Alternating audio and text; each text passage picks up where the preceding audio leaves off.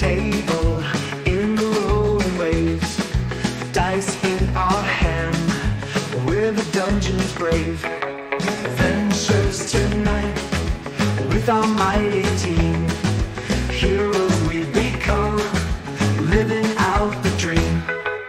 Roll the dice, feel the thrill, monsters we will overthrow, questing with friends in the RPG show. Maps on the table. It's me, it's Steve. I've stolen the show from my dad. I've also stolen his chair, 'cause I'm Steve and I'm a cat and that's what I do. Oh yeah, I've stole the chair. I'm stealing the show. No,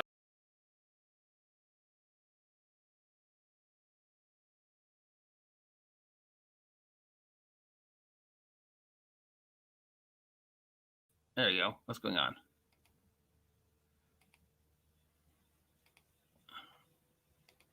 My face is showing for some reason. There we go.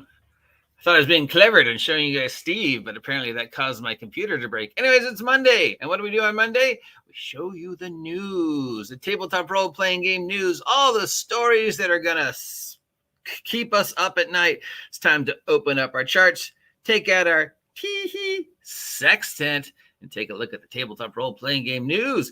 I didn't even know where to begin this week, other than it's, of course, Labor Day, and it's the Everybody Hates Kelsey Dion seems to be the main story. But then I found this little thing.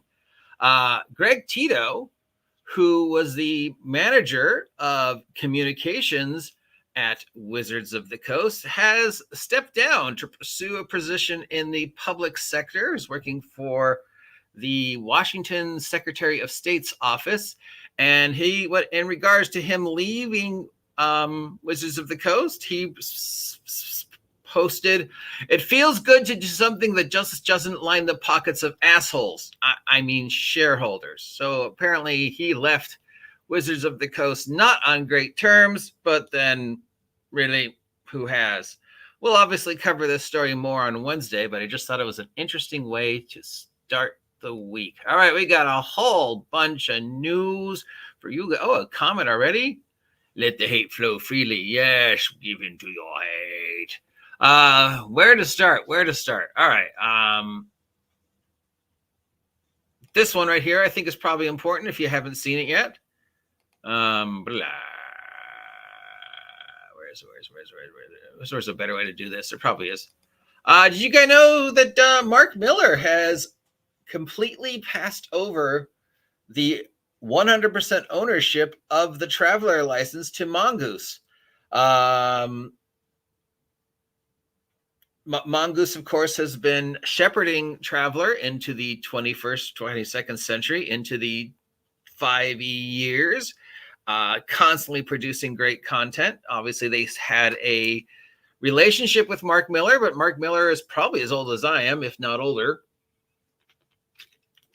The man who created Traveler, the man who created the life path, the man who created science fiction gaming as we understand it, has finally said, "Here, you've done such a wonderful job with my content.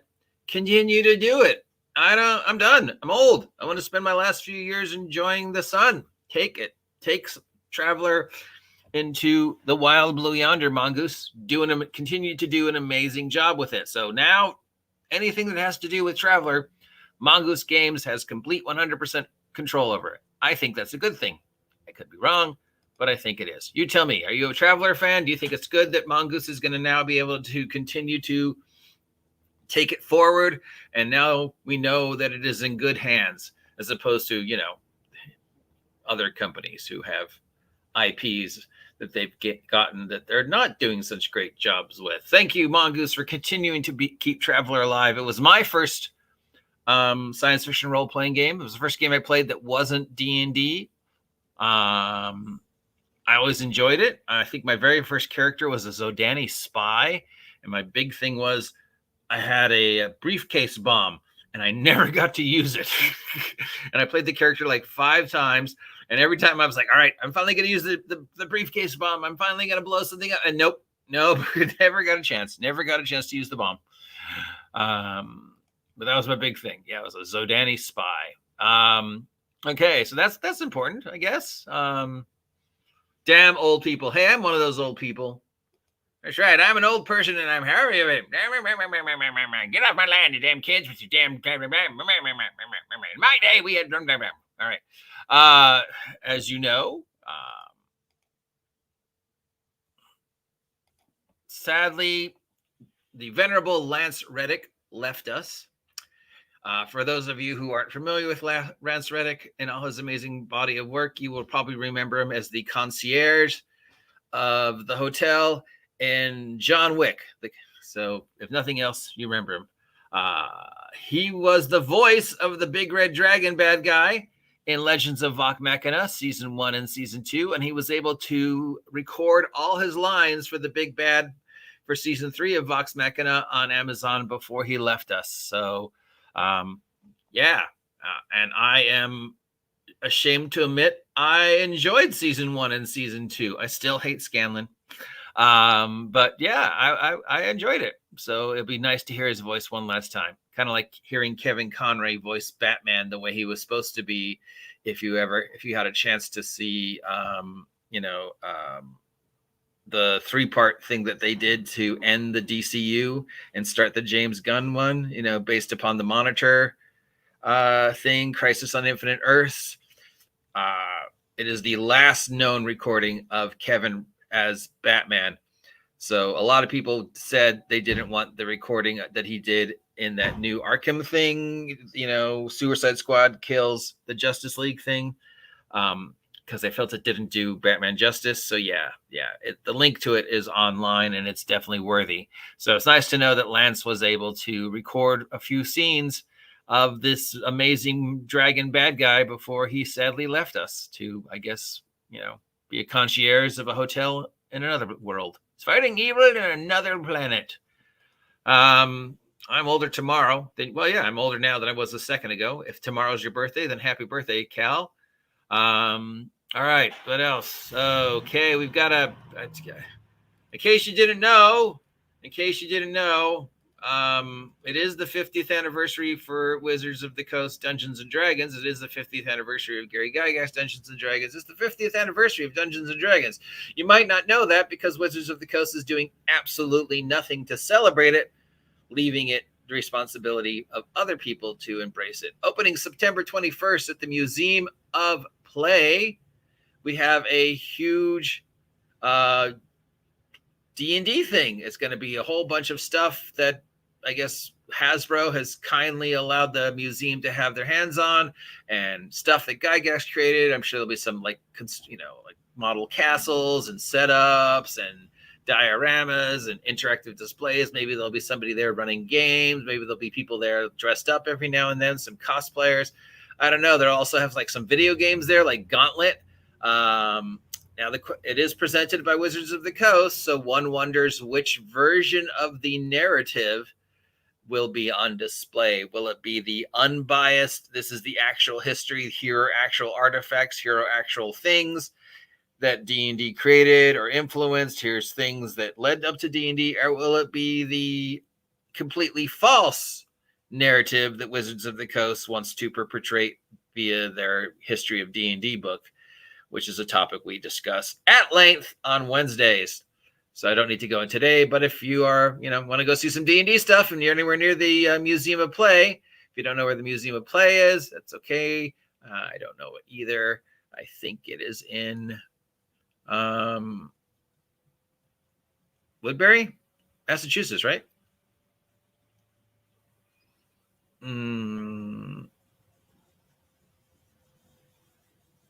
Anyways, there's also the Smithsonian Museum of Play, so it'll also probably be delayed on display there as well. And who knows, it might visit some other museums throughout the year. I don't know. Well, I'm sure we'll have more information this. But yes, the Museum of Play, a museum dedicated to my favorite thing, playing. Got an update from that other company, Paizo. Wondering what's been going on with the future of Starfinder 2nd Edition and Paizo in general. We finally have an update. This comes to us from the senior developer to talk about Starfinder 2024, Starfinder 2025. We've got something coming up from them called Mechageddon, which is what? A Starfinder game about kaiju versus mecha? Wow. Because, yeah, that's an original idea. Anyways, it'll be interesting to see how they do mecha and kaiju for D20 ORC Pathfinder Starfinder.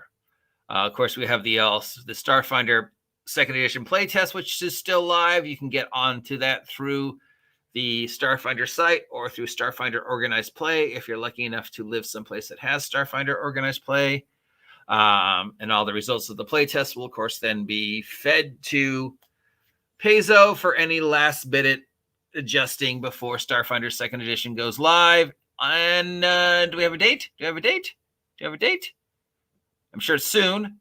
We've got this interesting art. Okay, I don't know what this has to do with anything. It's a god. I guess this is like the god creating the Starfinder universe, or maybe this is we finally get an explanation for what happened to create the Starfinder universe, or I don't know, or maybe it's just a picture of a sorcerer and it has nothing to do with Starfinder whatsoever. They just looked at it and went, "That is an awesome picture. Let's use it for Starfinder." What does it have to do with Starfinder? Doesn't matter. It's a fucking awesome picture. We got some Infinity Stones here, so maybe it's supposed to be like their version of Thanos. I don't know. It's a cool picture. No date. Oh my God. What is this nightmare fuel? Somebody cosplaying, I guess, is one of the creatures from Starfinder. This is nightmare fuel, guys. This is not the thing I'd want to see on display at your booth. I think this would have children running away from it. This is just horrifying. I need to move past this as quickly as possible and never show this ever again. I'm sorry. Happy birthday, Cal. You know what that means. You get a free birthday 20 in my game. All right, we got some more news that isn't Wizards of the Coast news because we do Wizards of the Coast on Wednesday. Dungeon World. Dungeon World has been sold to Luke Crane, and he is planning on publishing a new version of Dungeon World. What is Dungeon World? Dungeon World is a take on original 2014, 2013, 2012, 2000 early D&D, before the early days, but done as powered by the apocalypse. A lot of people said that it was better, especially for a way to introduce people to D&D. It was a better introduction to D&D. It had a lot of great stuff on world building and character interaction and character first language. Unfortunately, the creator, Adam Koebel, has associated himself on multiple occasions with some things that people find controversial. It's not my place to judge that situation positively or negatively. I have my own personal opinion of the situation, but yeah, you make up your own. So obviously when that happened, the Dungeon World roller coaster came to an abrupt stop, and it just sort of slowly moved itself to the back of the room in the hopes that nobody would still notice it for quite a while. But it's still out there, and people are still like, this game is influenced by this game, which was influenced by this game, which was influenced by Dungeon World. You know, if you just follow the powered by the apocalypse / all these other, a lot of indie games owe their origins to this, like Daggerheart, Blades in the Dark, Dungeon World. So now it has a new owner. Will this be just using powered by the apocalypse again? Will it be using a different system? Is it going to be something completely original and exciting? Or is it just going to be, look, we made another 5e retro clone, D20 OSR retro clone? Or is it going to try and be like, hey, let's do the same thing that other game did, where we combine the best of powered by the apocalypse with the best of 5e, with the best of previous stuff, OSR stuff, as we like to refer to it, all together to sort of give this game, which is a nice way to cross-platform for older people who are playing OSR-type games to learn the 5e, and for 5e players to learn how the other styles of game worked. So I don't know. What are your plans, Luke? Let us know. It will be out in a brand new version. And of course, since we're talking about that game, we got to bring up the final story of the week. There's the main story of last week and probably continuing on to this week. Our friends at the Pickled Dragon covered it.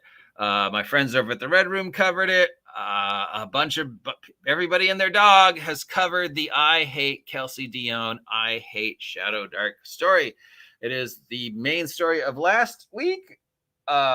Congratulations to Kelsey for creating a brand new controversy and a brand new tabletop role-playing game meme. Just out of the woodwork, so many people are jumping on this grenade and continuing to keep what would have been a nothing burger story alive and making it, of course, central to themselves. And it's definitely one of those things you either absolutely 100% love Shadow Dark and support Kelsey and understand why it accomplished what it accomplished and appreciate what she's done and appreciate how it could be a positive force going forward, or you absolutely hate it. And for some of the reasons people hate it are legitimate, and some of the reasons people hate it are completely dumb.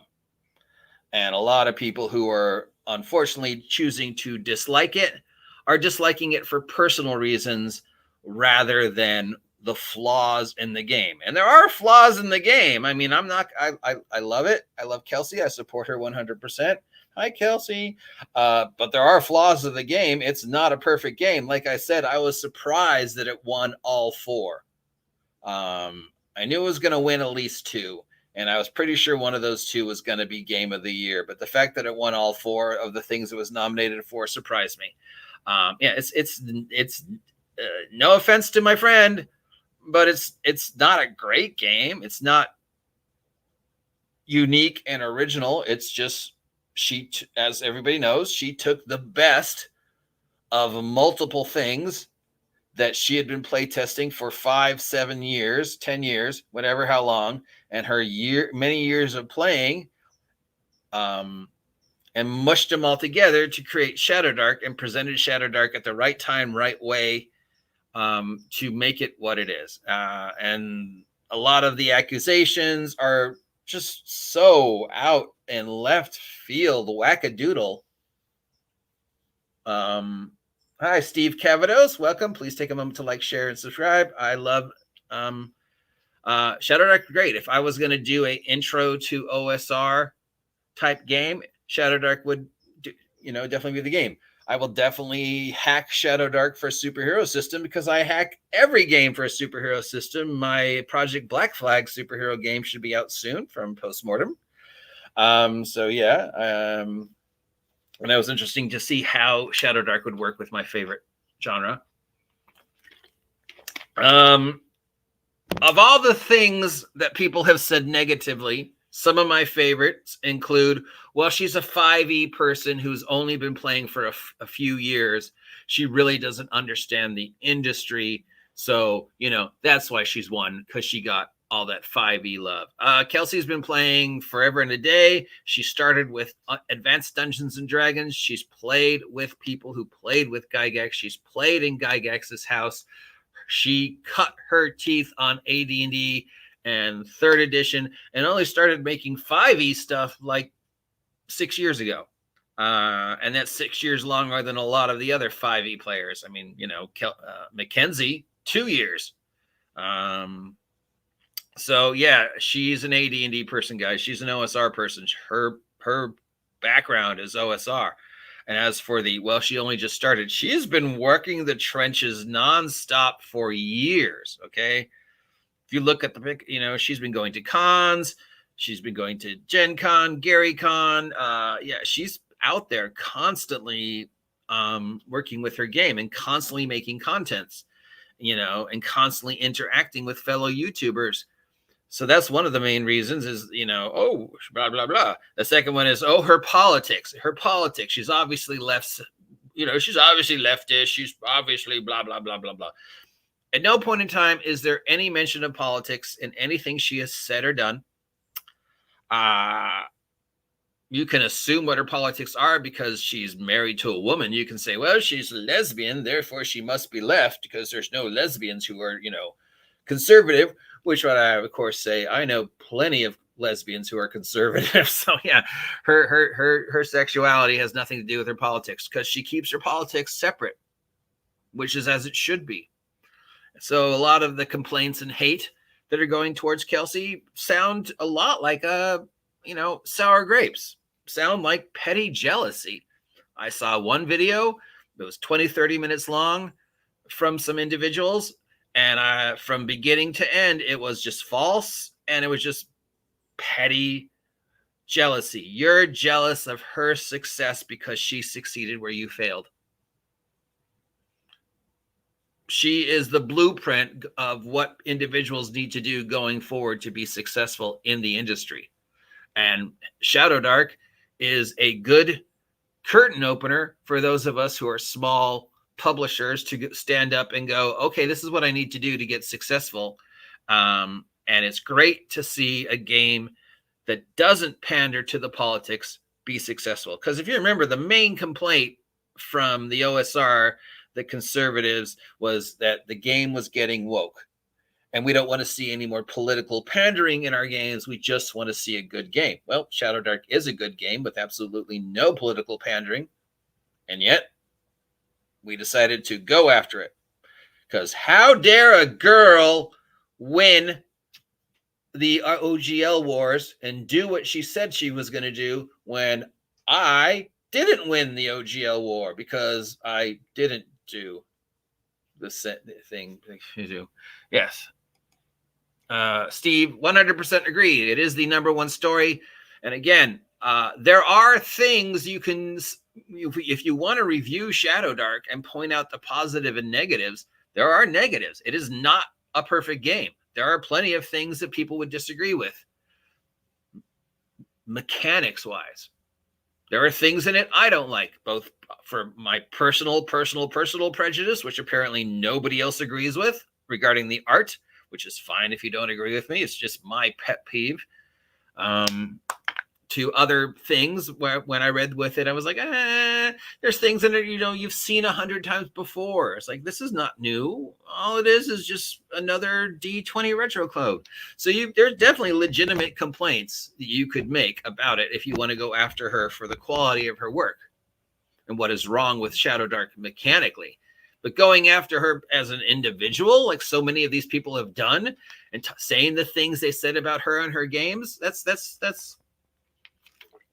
first, most of it is false, and second, everything I've heard about it just sounds like sour grapes. And unfortunately, it became the main story of last week, and I have a feeling it is going to continue to be the main story for a while because a large portion of the tabletop role-playing community has united to be angry at somebody, and they've heard, oh, it's our good friend Stephen Glicker. Now, I hate that guy. No, I love you, Stephen.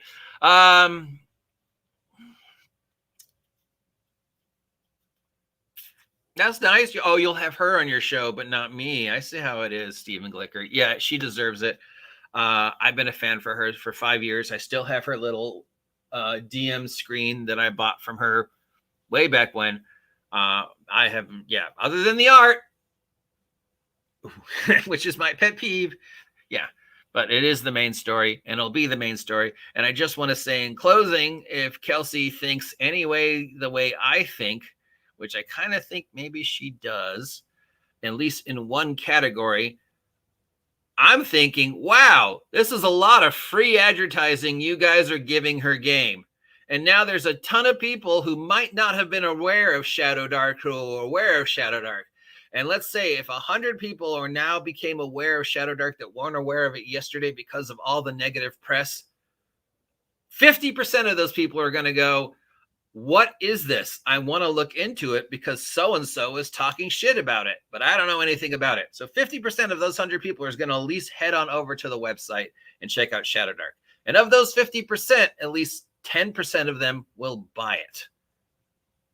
So all you guys are doing by continuing to post videos about how awful you think she is literally putting down dollar bill after dollar bill on the street right up to her front door.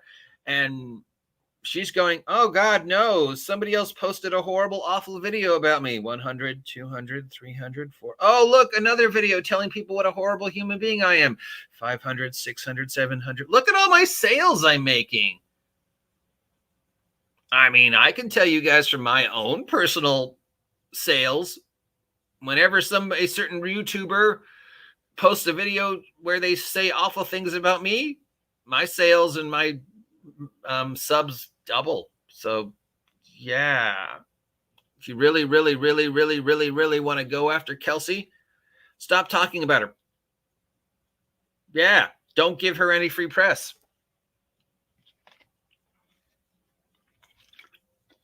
But posting these sour grape videos, making it the main topic of the week, just I mean, I'm sure there was something more important going on last week than Kelsey, like the fact that the head of communications at Wizards of the Coast left Wizards of the Coast, apparently on not very good terms, and posted a rather seething insight into how things worked at Wizards of the Coast, as if we don't have enough. I would think that story was more important than Kelsey, because it's not a story. Literally, it wasn't a story. But that's the news, and that's what we do here. We point out the news, right? So that is this week's news. If you appreciate me talking about this, let me know. If you don't appreciate me talking about this, let me know. If there's a story I missed, please reach out to me and let me know. If you want to come on and talk to me sometime, I'm always welcome to have people come on and talk about whatever topic you want to talk about. Looking at you, Stephen Glicker. I'm not bitter. Yes, you are. Yes, you are bitter. Till next time, I'm the OG GM. Like, share, subscribe. Links down below to everything I talked about. Till next time, stay safe out there. I appreciate each and every one of you, except for that guy over there.